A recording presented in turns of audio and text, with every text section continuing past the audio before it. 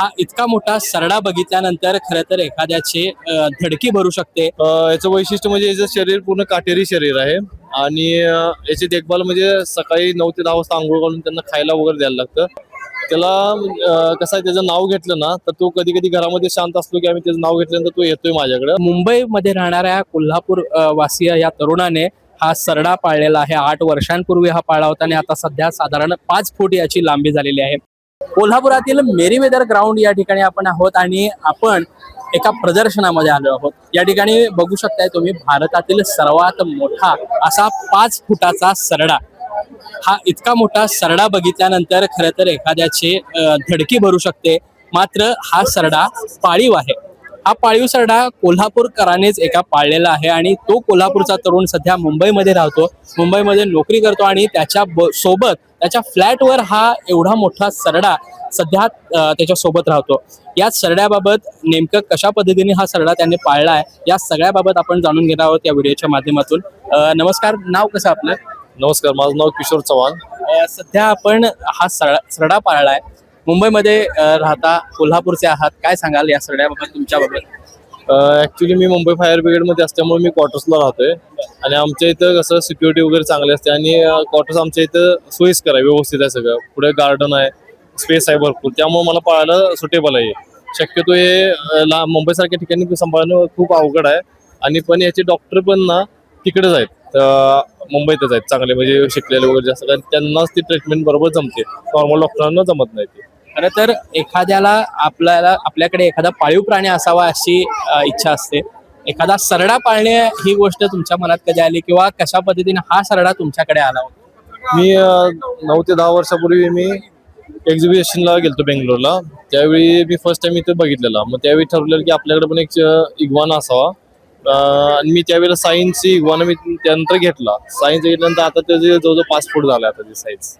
काय या सरड्याची वैशिष्ट्य असतात, कशा पद्धतीनं त्याची देखभाल घेता तुम्ही? याचं वैशिष्ट्य म्हणजे याचं शरीर पूर्ण काटेरी शरीर आहे आणि याची देखभाल म्हणजे सकाळी 9 ते 10 वाजता आंघोळ घालून त्यांना खायला वगैरे द्यायला लागतं.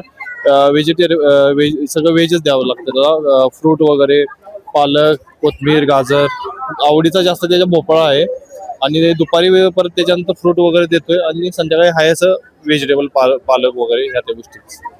कशा पद्धतीने देखभाल घेता, म्हणजे जी काही वैद्यकीय देखभाल असेल त्याबाबत? तो जर आजारी असला ना, नर्वस असला ना, तर एका जागी शांत बसून असतो, ते समजतं लगेच मला त्या गोष्टी.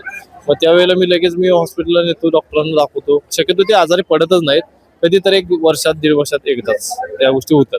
ही खरं तर भारतीय ब्रीड नाही आहे, पण भारतात पाळण्यास परमिशन आहे, परवानगी आहे. कशा पद्धतीने तुम्ही काय करता आणि काळजी कशी घेता बाहेर लोकांच्या संपर्कात न येण्यासाठी? किंवा कसं आहे, लोकांच्या संपर्कात येते ते म्हणून तो जास्त म्हणजे फ्रेंडली आहे. आणि दुसरी गोष्ट, हा आपण त्याला पाळू वगैरे शकतोय, फक्त त्याला देखभाल चांगली घ्यावी लागते, नाहीतर तो आजारी पडण्याची दाट शक्यता आहे. आणि वैशिष्ट्य म्हणजे याचं काय की याला पूर्ण फिरण्यासाठी एकदम कम्फर्टेबल जागा लागते याला. तुम्ही जे आजूबाजूला गार्डन आहे त्या ठिकाणी घेऊन जातात, जे लोक असतात त्यांना तो काही इजा करत नाही काय, किंवा बाकीचे जे काही सरडे आहेत ते पण इजा करत नाहीत, काय सांगाल? त्याला मी आमच्या गार्डन मध्ये नेतोय ना, तेव्हा लोकांना काही फर्स्ट टाइम अचानक कुणी बघितलं त्याला भीती वाटते लोकांना, पण एक 10 मिनिटं झाले की त्याचा स्वभाव बघितला की सगळी त्यांना परत प्रेम करायला लागतं नॉर्मल. तो काही इजा करत नाही, त्यांच्याकडे उलट खेळायला वगैरे जातो त्यांच्यापाशी जवळपास. आणि तुम्ही मगाशी बोलताना सांगितलं होतं त्याला तुमची बोली भाषा समजते, एवढं तुमचं बॉन्ड चांगला झालेला आहे 8 वर्षात, काय सांगाल?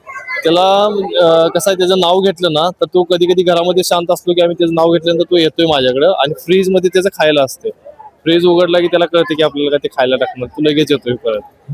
बाकी त्याच्या दिनचर्या असेल, म्हणजे तो त्याला सुशिला आलं तरी देखील तो तुम्हाला समजा असं सांगितलं? तो बाथरूमचा दरवाजा ना, त्या तिथे जाऊन तो त्याच्या हाताने पंजा मारतोय बाथरूमचा दरवाजा उघडण्यासाठी, आणि बाथरूम दरवाजा उघडल्यानंतर तिथं तो टॉयलेट वगैरे जाऊन करून रिटर्न येतोय परत. म्हणजे त्याला अगदी माणसाप्रमाणे घरातल्या जागांची सवय झालेली होय, पूर्ण त्याला माणसासारखी सवय झालेली आहे. आता सध्या तुमच्याकडे इतर कशा पद्धतीने प्राणी आहेत, त्यांची काय सध्या तुम्ही देखभाल घेता? आता माझ्याकडे इग्वान आहेत, 3-4 इग्वान आहेत आणि बेंगॉल कॅट 2 आहेत. ती जर प्रेग्नेंट असल्यामुळे मी त्यांना इथे घेऊन आलेलो नाही, तर मी आणलं असतं, आणि ते आता घरीच आहेत ते बेंगॉल कॅट. नक्कीच तुम्ही बघू शकताय कशा पद्धतीनं या सरड्याची देखभाल घेतली जाते. खरं तर भारताच्या बाहेर हा सरडा आपल्याला बघायला मिळतो. मात्र सध्या मुंबईमध्ये राहणाऱ्या कोल्हापूर वासीय या तरुणाने हा सरडा पाळलेला आहे. 8 वर्षांपूर्वी हा पाळला होता आणि आता सध्या साधारण 5 फूट याची लांबी झालेली आहे. अशा पद्धतीचा हे वैशिष्ट्यपूर्ण सरडा या ठिकाणी कोल्हापूरकरांना एका प्रदर्शनात बघायला मिळतोय. या सगळ्याबद्दल तुम्हाला काय वाटतं हे देखील आम्हाला कमेंट बॉक्समध्ये कमेंट करून नक्की सांगा. तोपर्यंत मी इथेच थांबतो. महाराष्ट्र टाइम्स ऑनलाईनसाठी साई प्रसाद महेंद्रकर, कोल्हापूर.